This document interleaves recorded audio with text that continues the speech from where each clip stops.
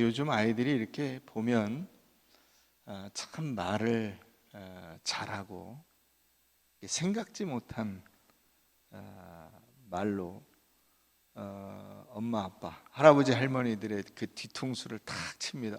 네가 그런 말을 알고 있어? 이런 경우들이 참 많습니다.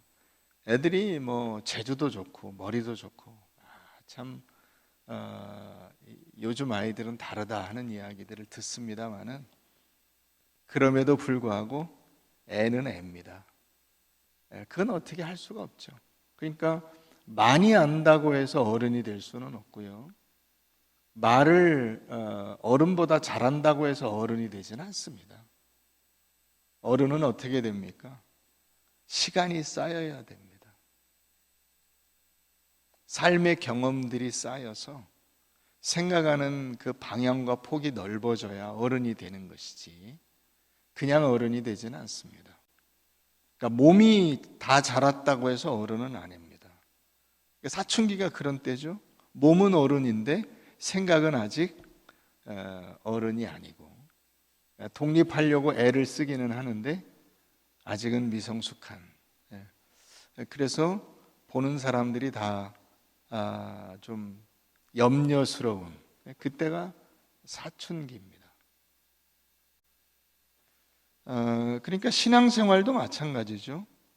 신앙생활도 신앙의 시간이 쌓여야 어른다운 신앙이 됩니다. 영적 어른이 되는 데에는 시간이 필요합니다. 신앙생활을 처음에 하게 되면 뭘 하게 됩니까? 뭘 하는 것을 앞에 내세우게 되죠. 주일 성수, 헌금, 성경 읽기, 기도. 그래서 그때는 자랑이 뭐가 되냐면 나 금요기도에 갔었어. 나 새벽기도 나갔어. 나 뭐 금식 해봤어. 나 성경 일독했어. 이런 것들이 자랑이 되죠. 그러나 여러분 신앙생활은 금식기도 한번 하고 금요기도에 몇 번 나가고 새벽기도 뭐 몇 달 나가고 성경을 읽고 하는 이런 것보다 훨씬 더 큰 겁니다. 그거보다 차원이 높습니다. 그래서 이제 점점 무엇을 알게 되냐면 하나님의 은혜와 사랑이라는 것을 알게 됩니다. 이게 인간의 노력과 열심으로 되는 것이 아니라 하나님이 은혜를 베풀어 주셔야만 사람의 인생이 바르게 되고 내가 원하던 것들이 이루어지고 어떤 상태에 도달하고 하는 것을 알게 되죠. 그런데 거기서 우리가 또 걸려 넘어지게 됩니다. 그것만으로 다 설명되지 않는 부분들이 있다는 것을 알게 됩니다.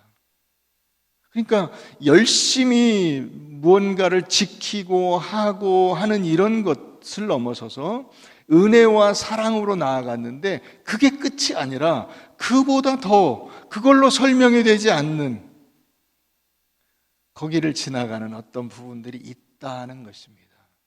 오늘 말씀이 우리에게 그것을 보여주고 있습니다. 이사야서는 1장부터 39장까지 거긴 뭘 다루고 있습니까? 율법적 신앙으로 나아가지 못한 이스라엘 백성들의 그 죄악을 꾸중하고 있습니다. 그래서 그들이 그 죄악으로 인해서 심판을 받아 나라가 망하고 바벨론의 포로로 잡혀가게 됩니다. 그래서 낙심하고 있는 그들에게 하나님께서 40장부터 55장까지 하나님의 은혜, 구원, 그들에게 베푸시는 놀라운 사랑, 그걸 선포하십니다. 그래서 이제 그게 다 된 것이라고 생각하고 돌아왔습니다. 돌아와서 자기들이 살던 곳에 가보니까 자기들이 살던 그 마을은 폐허가 되어 있거나 아니면 딴 사람들이 와서 차지하고 있습니다. 재산권 분쟁이 일어나겠죠. 이스라엘 백성들이 다시 원래 그들이 그 살던 대로 하려고 하니까 이방 민족들이 방해를 합니다. 누구 마음대로가 나오는 거죠. 누구 마음대로. 니들은 이제 와가지고 우리가 지금 여기서 몇십 년을 살았는데 누구 마음대로. 제대로 되는 것이 아무것도 없습니다. 하나님의 은혜를 분명히 경험했는데, 그죠? 갑자기 돌아왔잖아요. 예기치 않던 해방과 자유를 누리게 됐습니다. 그런데 그 자기들이 전혀 예상할 수 없었던 해방과 자유로 하나님을 섬기며 살려고 했는데 그게 안 되는 겁니다. 누구 마음대로. 여기서 그들이 낙심하고 좌절하고 절망하게 됩니다.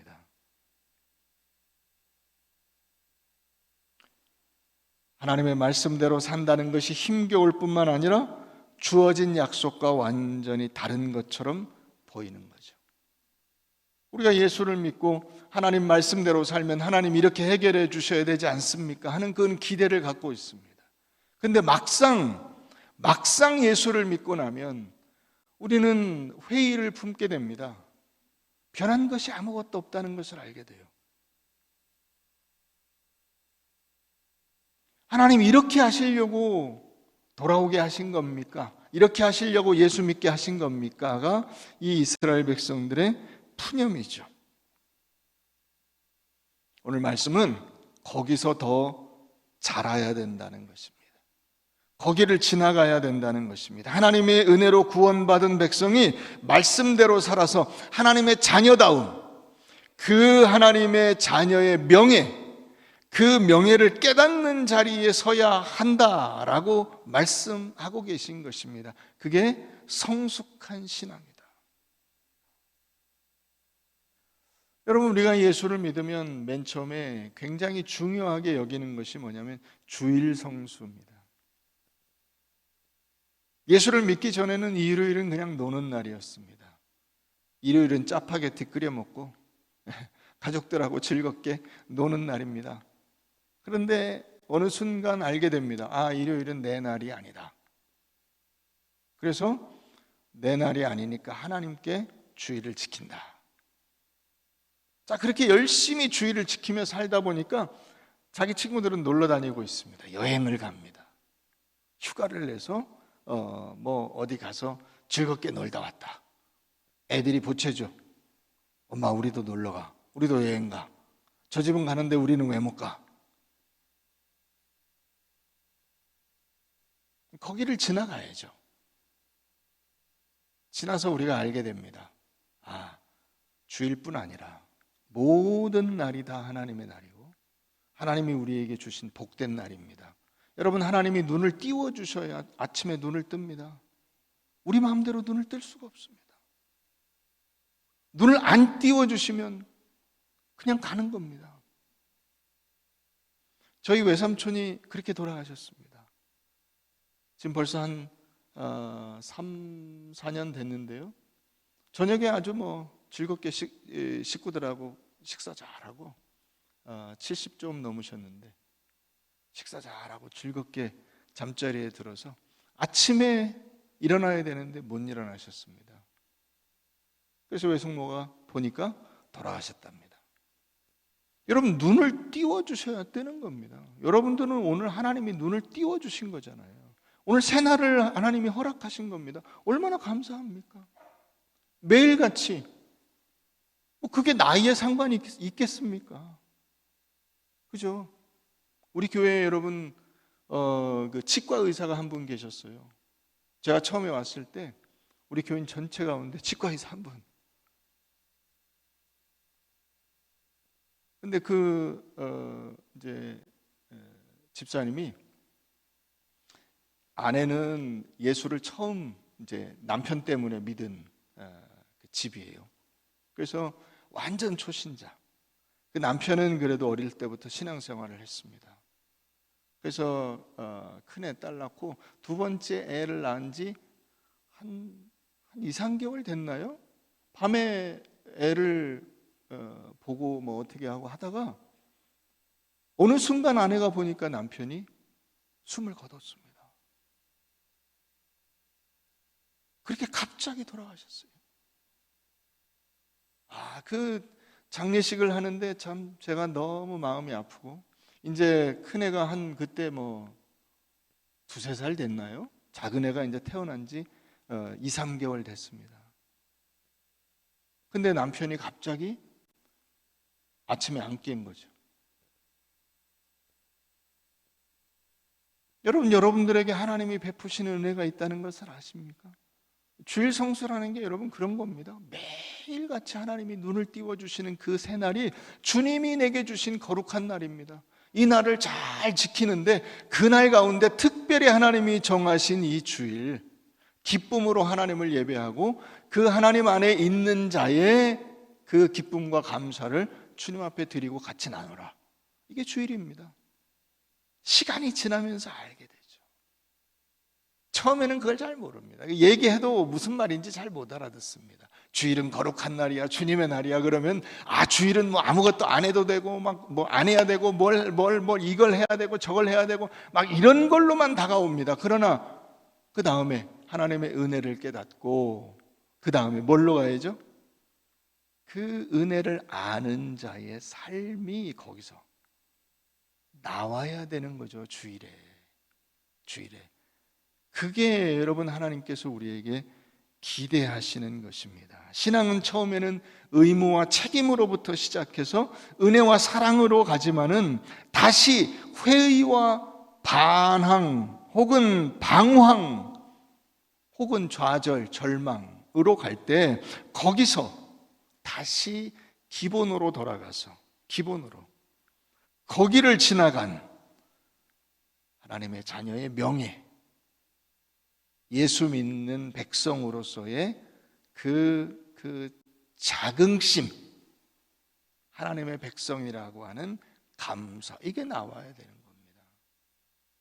그래서 단순히 의무와 책임을 행하는 자 혹은 은혜라는 이름으로 모든 것을 덮는 자 정도가 아니라 내 믿음과 정체성의 명예와 자부심을 가진 자가 되라. 못나게 굴지 마라. 너는 내 자녀다. 내가 널 위해서 얼마나 많은 것을 쏟아 부었는가 너 잊지 마라.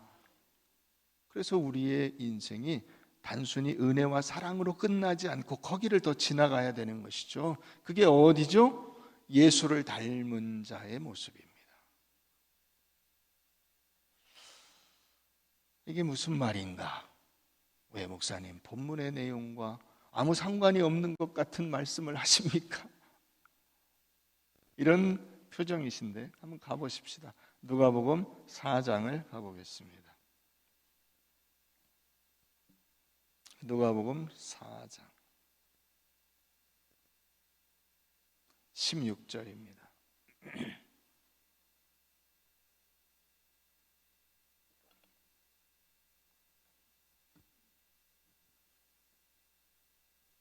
예수께서 그 자라나신 곳 나사렛에 이르사 안식일에 늘 하시던 대로 회당에 들어가서 성경을 읽으려고 서심해 선지자 이사야의 글을 들이거늘 책을 펴서 이렇게 기록된 데를 찾으시니, 예수님이 직접 여기를 찾아 읽으셨습니다.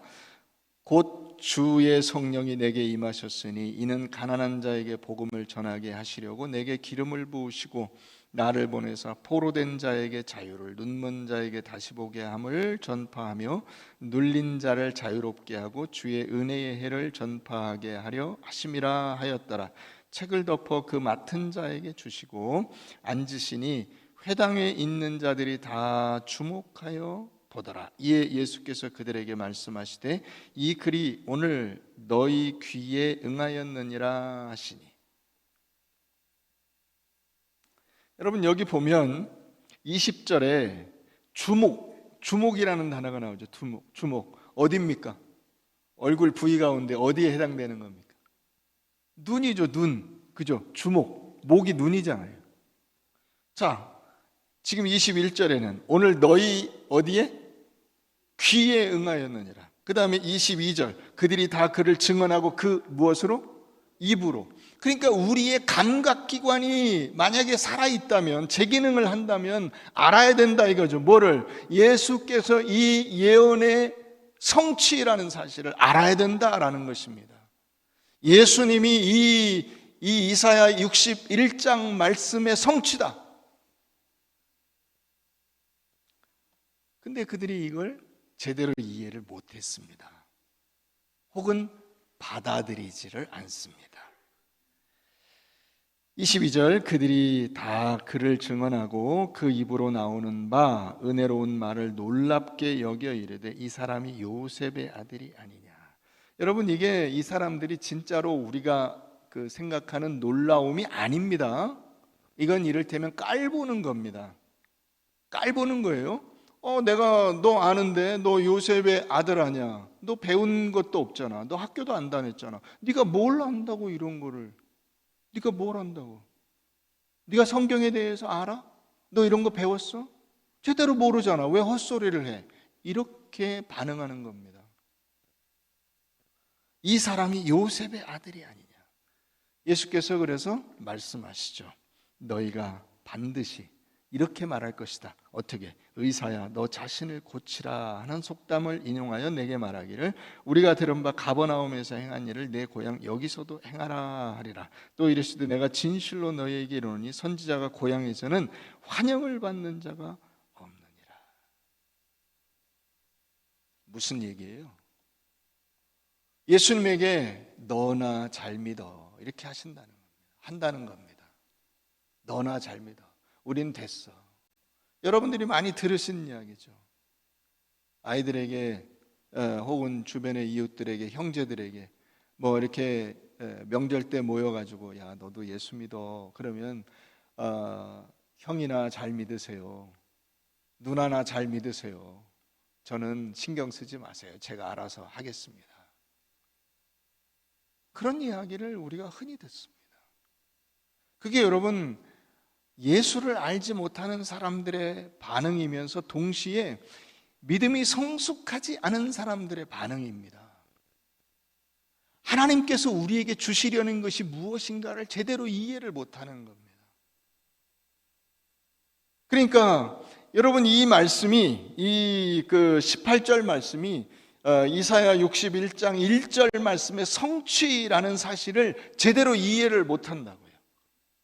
유대인들이 말씀을 그렇게 잘 알고 모세 오경을 달달달 외우고 하나님께서 자기들을 선택하셔서 자기들이 택한 백성이라고 주장하는 이 사람들이 하나님이 그들에게 주시려는 것이 무엇인가에 대해서 제대로 이해를 못하고 있다고요.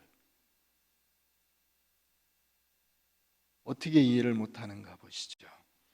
요한복음 6장 가보시죠.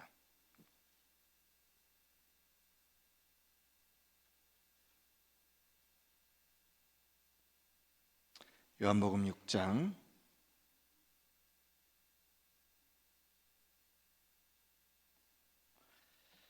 11절입니다. 예수께서 떡을 가져 축사하신 후에 앉아있는 자들에게 나눠주시고 물고기도 그렇게 그들의 원대로 주시니라. 그들이 배부른 후에 예수께서 제자들에게 이르시되 남은 조각을 거두고 버리는 것이 없게 하라 하심으로 이에 거두니 보리떡 5개로 먹고 남은 조각이 12바구니에 찼더라. 그 사람들이 예수께서 행하신 이 표적을 보고 말하되 이는 참으로 세상에 오실 그 선지자라. 그 선지자라는 말은 메시아라는 뜻입니다. 모세에게 말씀하신 거죠. 내가 너와 같은 선지자 하나를 그 다윗의 자손 가운데 내가 일으켜서 세상을 구할 것이다. 이게 그 선지자입니다. 그러므로 예수께서 그들이 와서 그 사람들이 뭐 하려고 했는가를 보세요. 자기를 억지로 붙들어 임금으로 삼으려는 줄 아시고 다시 혼자 산으로 떠나가시니라. 이 사람들이 원하는 게 뭐죠? 먹는 문제를 해결해 주는 겁니다. 예수를 따라다녔더니 먹을 것이 나오더라. 야, 예수 믿으면 밥이 나오냐 떡이 나오냐. 예수를 따라갔는데 물고기 2마리 보리떡 5개로 5,000명을 먹이는 역사가 일어났다. 그것도 여기 11절에 나온 대로 원하는 대로 배불리 먹게 해줬다. 이것처럼 감사한 일이 어디 있습니까? 그죠? 이처럼 감사한 일이 어디 있어요? 이 사람들이 원하는 게 뭡니까? 먹는 문제 해결하는 겁니다. 먹고 사는 문제가 해결돼야 예수를 제대로 믿을 거 아닙니까? 이렇게 얘기하는 거예요. 그러니까 예수 믿는 게 뭔지를 잘 모르는 겁니다.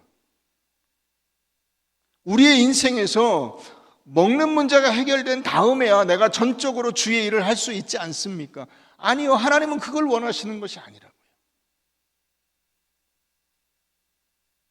무슨 이야기인지 아직도 오리무중이시죠? 뒤로 넘어가서 26절 한번 가서 보십시다. 26절, 예수께서 대답하여 이르시되 내가 진실로 진실로 너희에게 이르노니 너희가 나를 찾는 것은 표적을 본 까닭. 표적이 뭐죠? 여기서 표적은 바로 이렇게 이사야 61장이 이렇게 예수님에게서 이루어졌구나라는 것을 아는 것이 표적입니다. 그렇게 알게 되는 것. 예수를 딱 보니까 이게 이사야 61장 1절 말씀이 성취된 분이구나. 하나님께서 드디어 이 예언자에게 하신 말씀을 이 예수를 통해서 성취되는 것을 우리로 하여금 보게 하셨구나. 너무 감사합니다. 이렇게 가야 되는데 그렇게 생각지 않는다는 거죠. 표적을 본 까닭이 아니요 떡을 먹고 배부른 까닭이로다. 썩을 양식을 위하여 일하지 말고 영생하도록 있는 양식을 위하여 하라. 진짜 이들이 추구해야 될 게 뭐라고요? 진짜 양식, 참 양식, 진짜 먹을 거. 그게 뭔가를 알아야 된다 이겁니다. 인자는 아버지 하나님께서 인치신 자니라. 그들이 묻되 우리가 어떻게 하여야 하나님의 일을 하오리이까? 예수께서 대답하여 이르시되 하나님께서 보내신 일을 믿는 것이 하나님의 일이니라 하시니 그들이 묻되 그러면 우리가 보고 당신을 믿도록 행하시는 표적이 무엇입니까? 다시 묻습니다. 당신이 그럼 메시아라고 하는 표적이 뭡니까? 행하시는 일이 무엇입니까? 옛날에 그 모세는 하늘에서 떡을 우리에게 줬습니다. 기록된 바 하늘에서 그들에게 떡을 주어 먹게 하였다함과 같이 우리 조상들은 광야에서 만나를 먹었나이다. 예수께서 이르시되 내가 진실로 진실로 너희에게 이르노니 모세가 너희에게 하늘로부터 떡을 준 것이 아니라 내 아버지께서 너희에게 하늘로부터 참떡을 주시나니 하나님의 떡은 하늘에서 내려 세상에 생명을 주는 것이니라. 하나님이 너희에게 진짜 떡을 줬다. 그걸 모르겠냐? 그게 바로 나다. 지금 이 말씀을 하고 계신 거예요. 하나님이 여러분들에게 여러분들이 진짜 먹고 살 것을 해결해 줬습니다. 그게 뭡니까? 예수 그리스도입니다. 예수님이 여러분들에게 오심으로써 여러분들의 인생의 모든 문제는 해결이 된 것입니다. 이미 먹는 것이 아니고 쓰는 것이 쓰는 것이 아닙니다. 진짜가 뭔지를 알아야 되는 겁니다. 예수께서 이르시되 나는 생명의 떡이니 내게 오는 자는 결코 줄이지 아니할 터요 나를 믿는 자는 영원히 목마르지 아니하리라. 그러나 내가 너희에게 이르기를 너희는 나를 보고도 믿지 아니하는도다 하였느니라. 아버지께서 내게 주시는 자는 다 내게로 올 것이요 내게 오는 자는 내가 결코 내쫓지 아니하리라. 내가 하늘에서 내려온 것은 내 뜻을 행하려 함이 아니요 나를 보내신 이의 뜻을 행하려 함이니라. 나를 보내신 이의 뜻은 내게 주신 자 중에 내가 하나도 잃어버리지 아니하고 마지막 날에 다시 살리는 이것이니라. 내 아버지의 뜻은 아들을 보고 믿는 자마다 영생을 얻는 이것이니 마지막 날에 내가 이를 다시 살리리라 하시니라. 여러분, 그러니까 우리가 그냥 먹는 것, 입는 것, 쓰는 것, 예수님이 마태복음 6장에서 말씀하시죠. 그건 다 누가 걱정하는 거예요? 이방인들이 걱정하는 거예요. 하나님께서 이 모든 것이 여러분들에게 있어야 할 줄을 아신다 그랬어요. 있어야 할 줄을 아시니까 어떻게 한단 말이에요? 공급해 주신다는 겁니다. 다 공급해 주시니까 그건 걱정하지 말고 뭘 걱정하라고요? 하나님의 나라와 그 백성으로 사는 그 일을 걱정하라고요. 이것을 여러분들이 해서 그 자리에 서서 그 시간들이 쌓여야만 성숙한 믿음의 사람들이 되는 겁니다. 그걸 하지 않고는, 그거를 잠깐 해가지고는 성숙한 믿음의 사람이 되기가 어려운 겁니다.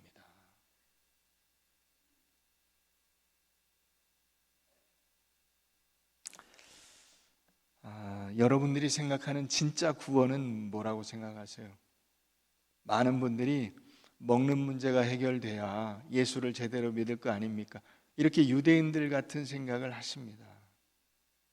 먹는 문제 해결이 인생의 문제의 해결의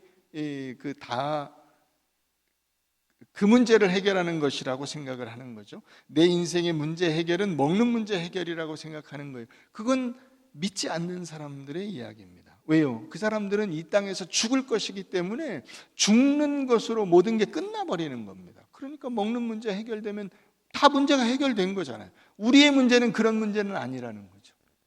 우리의 문제는 예수 믿는 사람으로 완성되는 것이고 하나님과 영원히 사는 것이고 그 자리에 들어가는 것입니다. 그게 약속되어 있습니다. 그러면 지금 열심히 여러분들의 인생 속에서 그런 모습으로 성숙되어 가는 그것을 해야죠.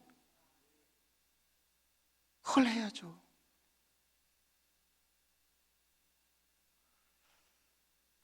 이걸 많은 분들이 이해를 잘 못하세요. 자, 이해 못하는 자들이 여러분들만은 아닙니다. 자, 한번 가서 보십시다. 요한복음 8장 31절 가봅니다.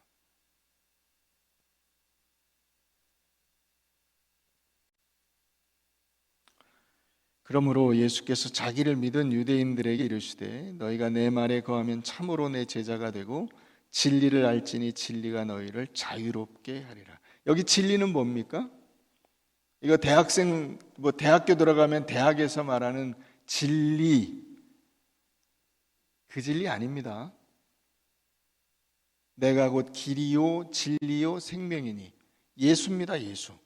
진리를 알지니 진리가 너희를 자유롭게 하리라. 그러니까 이걸 제대로 이해를 못하기 때문에 바로 그들이 의문이 나오죠. 질문이 나옵니다. 그들이 대답하되 우리가 아브라함의 자손이라 남의 종이 된 적이 없거늘 어찌하여 우리가 자유롭게 되리라 하느냐. 예수께서 대답하시되 여기서 자유를 말하는 것은 그런 자유가 아니다. 이 자유는 어떤 자유예요? 하나님의 자녀로서의 자유, 하나님의 백성으로서의 자유, 하나님의 자녀의 정체성을 가진 자의 그 삶을 말하는 것이다, 이 말입니다. 진실로 진실로 너희에게 이르노니 죄를 범하는 자마다 죄의 종이라. 종은 영원히 집에 거하지 못하되 아들은 영원히 거하나니. 그렇죠? 아들의 이름은 족보에 들어갑니다. 종의 이름이 족보에 들어갑니까? 안 들어갑니다. 종을 누가 쳐줍니까? 그러므로 아들이 너희를 자유롭게 하면 너희가 참으로 자유로우리라. 우리에게 무슨 자유가 더 필요합니까? 이렇게 묻는 거예요. 근데 너희는 죄의 종이야, 이렇게 예수님이 말씀하신 거죠. 예수를 모르면 죄의 종입니다. 하나님을 모르면 내 마음대로 살게 돼 있습니다. 하나님의 뜻이 무엇인가를 모르면 내 욕심을 충족시키는 것으로 모든 인생이 끝났다고 생각을 할 수가 있습니다. 그러나 그렇지 않습니다. 인생의 자유는 거기에 있는 것이 아니라 좀 더 고차원적인 자유가 있는 겁니다. 하나님의 백성답게 살아가는 자유가 있는 겁니다. 남들은 돈이 최고라고 할 때 나는 예수가 최고라고 할 수 있는 자유가 있는 겁니다. 남들은 세상적인 지위가 최고라고 할 때 나는 그거보다 더 고차원적인 지위가 있다고 생각하는 것입니다. 내 시민권은 하늘나라에 있고 하나님의 자녀의 그 반열에 오르는 것이 하나님이 진짜로 내게 주신 자유라고 외칠 수 있는 그 자유입니다. 여러분, 이건 우리만 할 수 있습니다. 예수를 믿지 않는 사람들은 그런 자유가 없습니다. 왜요? 죄의 종이기 때문입니다. 죄에 매여서 거기에 끌려가는 것입니다. 그러나 우리는 그렇게 하지 않을 자유가 있는 겁니다. 세상 사람들과 같이 동화되지 않을 자유가 있는 겁니다. 세상 사람들이 달려가는 그 길에서 빠져서 야, 거기가 길이 아니야, 거기가 너희들이 가야 할 길이 아니야 라고 할 수 있는 자유가 있는 겁니다. 그 자유를 예수님이 말씀하시는 겁니다. 그게 예수입니다. 그게 영생이고 그게 하나님께서 우리에게 주시는 참된 인생의 길입니다.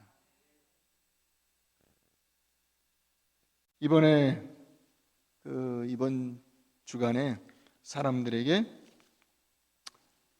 화제가 됐던, 그게 좋은 의미의 화제면 참 좋겠습니다만 그렇지 않죠. 뉴스가 하나 있습니다. 그건 뭐냐면 우리나라 어느 테니스 선수가 세계 100 10몇이라는데 세계 600 몇십 번째 서열을 가진 태국의 테니스 선수와 경기를 했다가 졌습니다. 그래서 지고 나니까 뭘 했죠? 테니스채를 다 때려 부셨습니다. 열받는다 이거죠. 사람들이 그 뉴스를 보면서 안타까워한 것은 무엇입니까? 너는 그 정도여서는 안 된다는 것입니다. 야, 네가 우리나라를 대표해서 나갔는데 너는 그 정도여서는 안 되지 않냐? 질 수도 있고 이길 수도 있는 겁니다. 그 정도여서는 안 되잖아요. 여러분, 우리 인생의 싸움이 수도 없이 매일매일 일어납니다. 매일 아침마다 여러분 또 다른 싸움들을 하잖아요. 매일매일 하루를 살아가는 그 싸움을 합니다. 질 수도 있고 이길 수도 있습니다. 그런데 지면 어떻게 합니까? 때려 부수고 불평하고 욕하고 화를 내고 뒤집어 엎고 그 정도여서는 안 되지 않냐? 하나님이 우리에게 물으시는 겁니다. 진리를 알지니 진리가 너희를 자유롭게 하리라. 우리가 가진 자유는 그 정도의 자유는 아니다 이거죠. 고차원적인 자유를 가지는 겁니다. 이미 여러분 우리는 승리를 약속받아 놓고 싸우는 사람들이잖아요. 하나님의 영광스러운 하나님의 나라에 들어갈 것이 약속되어 있는 사람들입니다. 우리가 거기서 화를 내고 뒤집어 엎고 다 때려 부실 이유가 없습니다. 왜요? 승리하게 되어 있으니까요. 그러면 뭘 해야죠? 승자의 여유를 가져야죠. 승자의 여유. 졌지만 이 싸움은 이걸로 끝난 것이 아닙니다. 여러분, 테니스 선수의 인생이 깁니다. 그 승부 한 판으로 모든 게 끝난 게 아니잖아요. 지금도 뭐 경기가 남아있지 않아요? 그 선수가? 그 다음에 다른 자리에서 그 선수를 만나면 얼마나 창피하겠어요. 여러분, 그게 예수 믿는 사람입니다. 믿지 않는 사람들과 우리의 삶이 완전히 다른 겁니다. 여러분, 세상을 보십시오. 지금 정치인들을 보십시오. 이 사회에 돌아가는 그 곳곳의 모습들을 보십시오. 자신의 패배를 인정하기 싫어서 뒤집어 엎고 끄집어 내리고 반대하고 막아서고 서로 승자의 여유를 가질 줄을 모릅니다. 여러분, 진 것이 아닙니다. 이긴 것이 아닙니다. 이겼어도 진 사람이 있고 졌는데도 이기는 사람이 있는 겁니다. 여러분들의 인생도 마찬가지라고요. 여러분들의 인생은 여러분들의 인생의 어떤 한 국면에서 끝나지 않습니다. 시험에 실패할 수 있고요. 그 어떤 것에서 내가 원하는 자리에 못 갈 수도 있습니다. 그러나 그것으로 끝이 아닙니다. 인생의 싸움은 깁니다. 그 싸움에서 이겨야죠. 그 이긴 그 승리를 약속해 주셨잖아요, 하나님이. 그러면 여유를 가져야죠. 졌어도 손을 내밀 수 있어야 됩니다. 환하게 웃을 수 없다면 무표정 정도는 할 수 있어야죠. 내가 진 것이 답답하고 아쉽다. 그러나 내가 다음번에는 이길 것이다.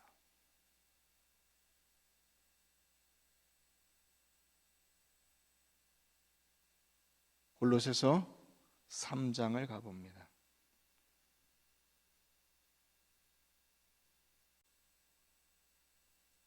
골로새서 3장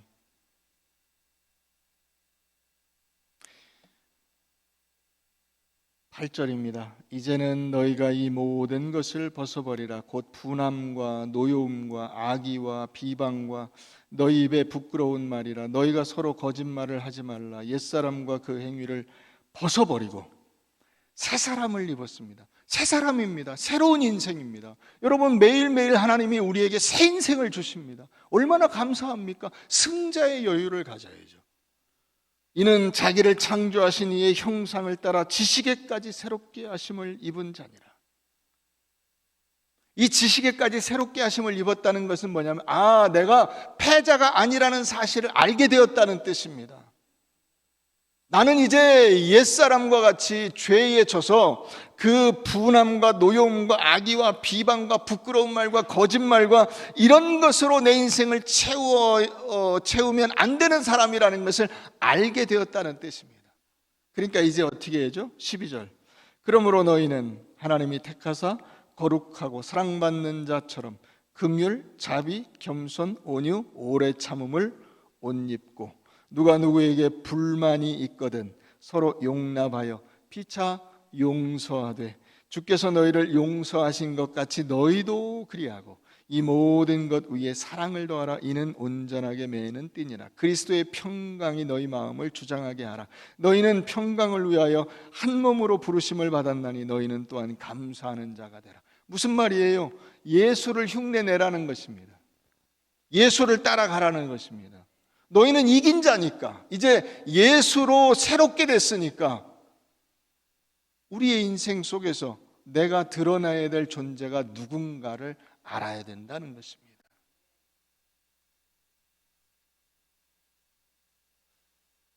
여러분, 그러니까 인생의 승부는 오늘 여기서 나는 것이 아닙니다.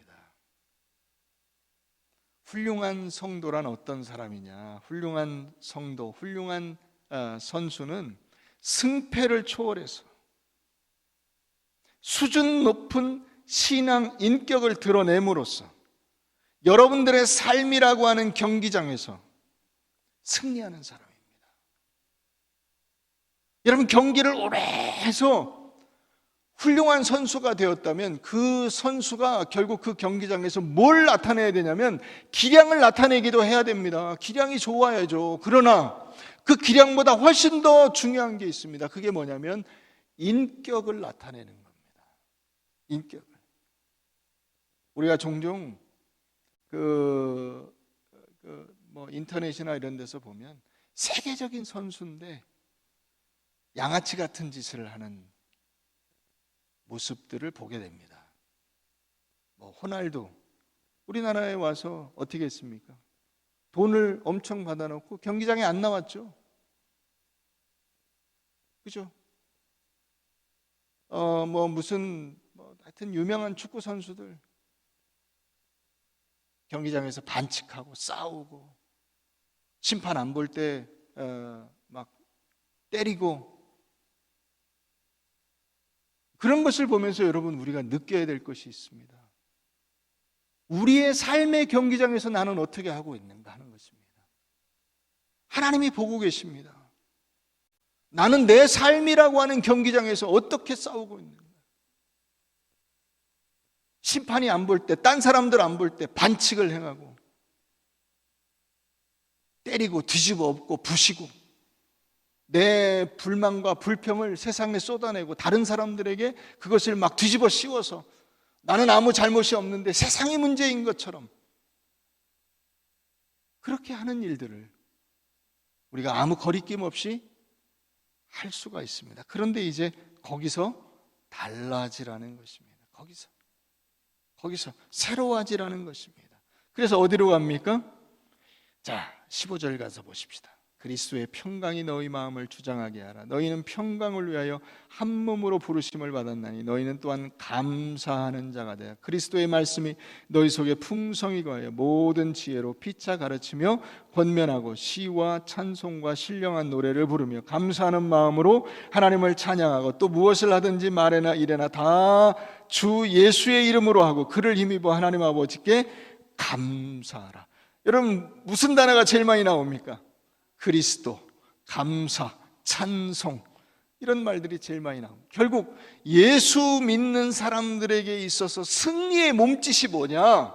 승리, 이 여러분들의 인생의 경기에서 승리한 사람들이 드러내는 승리의 몸짓이 있어요. 여러분, 경기를 보다 보면 막 화면에 막 어떤 막 결정적인 장면에서 딱 이겼을 때 뭐 하죠? 고함을 지르죠. 와 하고 고함을 지릅니다. 그 승리의 몸짓이 뭐냐면 예수 믿는 사람은 감사와 찬송입니다. 결국 여러분들의 인생에서 여러분들이 이 삶의 경기장에서 성숙한 인생을 드러내고 표현할 수 있는 최종적인 그 엑기스가 뭐냐? 그게 시와 찬송과 신령한 노래를 부르며 감사하는 마음으로 하나님을 찬양하고. 여기 신령한 노래는 뭘까요? 찬양대가 부르는 찬양일까요? 물론 직접적으로는 그럴 수 있습니다. 신령한 노래, 그것은 하나님 앞에 감사하는 겁니다. 감사로부터 찬양이 나오는 거죠. 그렇지 않습니까? 하나님이 내게 주신 그 기쁨과 감사를 표현하는 게 찬양이잖아요.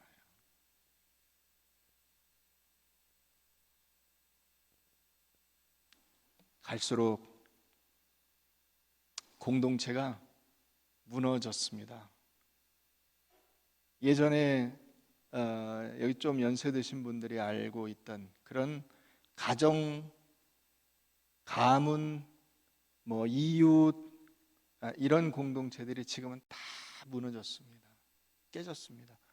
뭘 보면 아냐고요? 식구들도 잘 안 모이잖아요. 그죠? 식구들 모이기도 어렵습니다. 애들도 안 옵니다. 안 와버리면 할 말이 없습니다.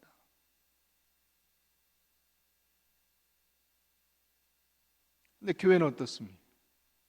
교회는 아직까지 모입니다. 그러니까 여러분, 가족 공동체보다 더 끈끈하고 더 긴밀한 공동체가 교회입니다.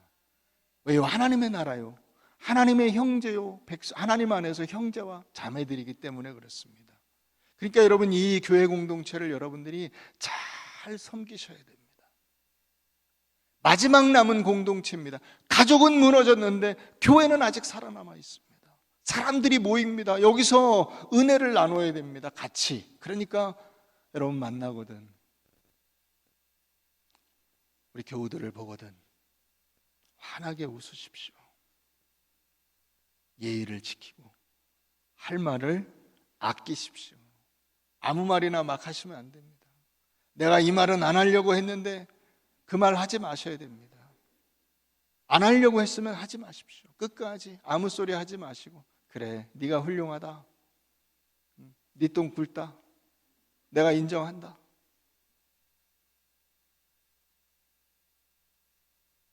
눈빛을 부드럽게 하고 상대방을 어렵게 생각하고 하나님께서 내게 주신 그 은혜를 여러분들이 감당해 나가는 그 자리로 가셔야 됩니다.